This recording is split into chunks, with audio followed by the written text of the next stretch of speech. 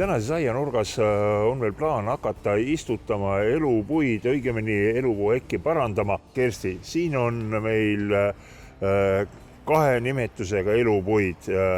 Mis nendel vahet on? Kui elupuusorte on maailmas mitusada, siis enamuses ikkagi meil siin Eesti aedades on 2 sorti levinud. Et üks on selline ilusat rohelist tooni smaragd, hoiab väga hästi oma kasvukuju ja ta isegi ei vaja pügamist, et istuta teki ära ja sinna ta kasvama jääb.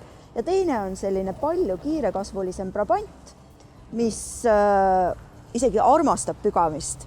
Saab väga mõnusa tiheda müüri ja annab andeks igasugused lõikamised.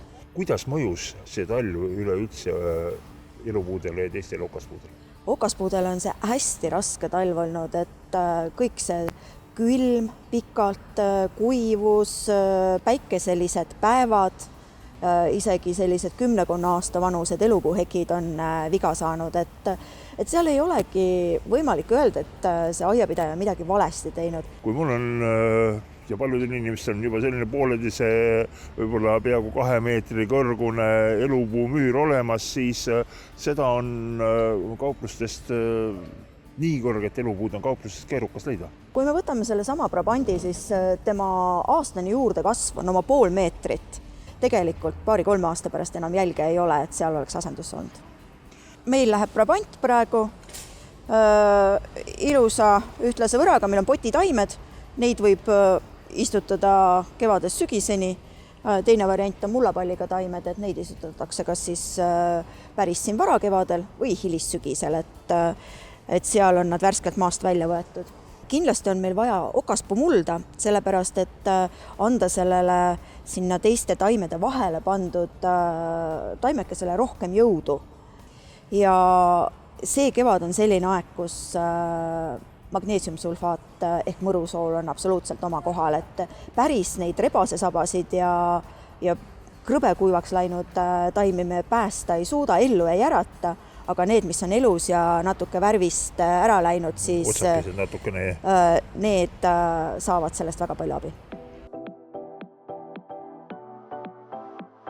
See on olemas olevale hekile, et ta saaks sel hooajal tugevamaks, sest see talv kurnas igasugused okaspuud ja muud igiailad taimed ikka väga ära. Ja kui me praegu kevadel selle maasse segame, siis 3-4 kuud need graanulid aeglaselt lagunevad ja meil ei ole rohkem väetist vaja juba juurdunud taimedele panna.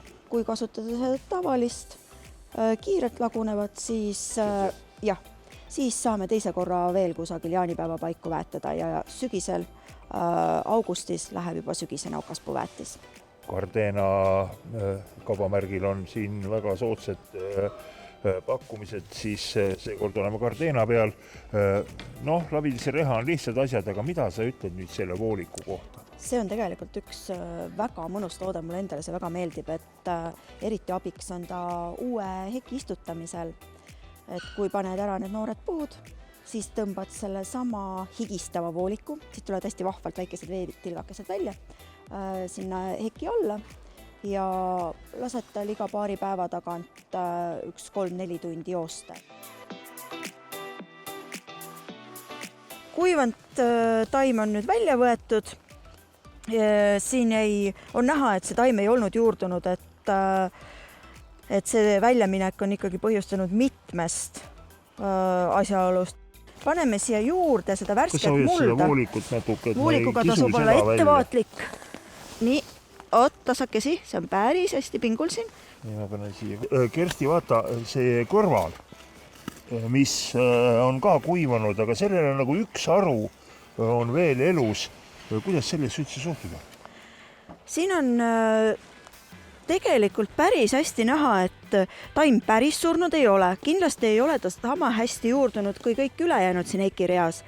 Siin on võimalus, et me lõikame selle lihtsalt maa pealt maha selle kuivand haru ja jätame selle ilusa osa, millel on kindlasti ka oma juurestik, sest elupuu võtab tegelikult väga kergelt juured alla, siia kasvama. Meil on Bioloni rodo- ja okaspuu muld, mis ongi mõeldud just elupuuhekkide, rododendronite, kõigi selliste hapulembelisemate taimede kasvatamiseks. Ega meil teda siia palju ei kulu, aga lihtsalt, et see taim kergemini juurduks, siis teeme talle sellist mõnusamat pesa siia.